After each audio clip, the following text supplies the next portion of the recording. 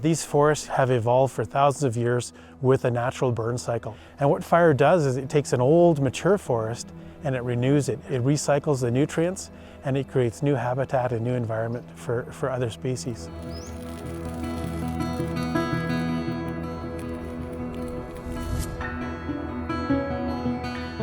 Some of the areas where we were trying to restore the bison in the wild, we've gone through 2 and 3 years beforehand and conducted prescribed burning in there to renew those valley bottoms and get them ready for bison.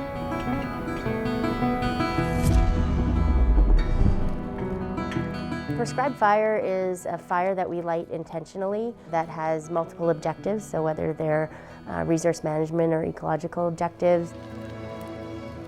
Conducting prescribed fire for the benefit of wildlife can take in several forms, but for instance, for bison, fire will release nutrients into the soil and allow kind of the grass to regenerate.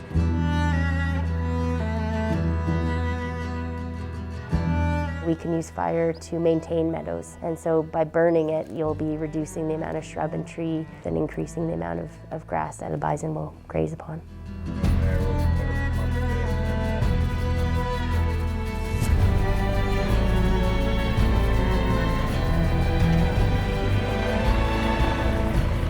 So we've checked the weather, the conditions are right, and we're just about to start ignition on this unit.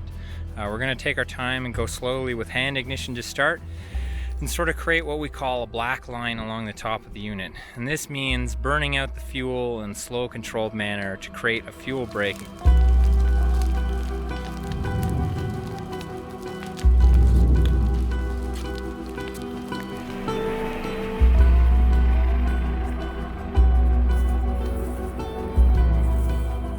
This is the aerial ignition device. This is usually mounted on the side of a helicopter. So we use this when we want to ignite larger areas of land safely. So as a ball gets punctured by this, the glycol goes into the ball, it starts to react, and then it drops through this chute.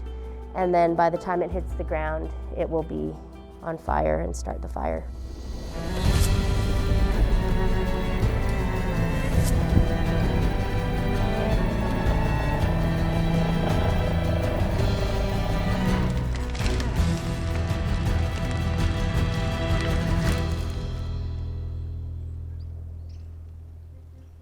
Bison are very much attracted to recently burnt areas. As soon as a fire goes through an area, one of the first things that happens is you get a fresh burst of grass, food for bison. And so they'll come in, they'll actually move right in after a fire and start foraging.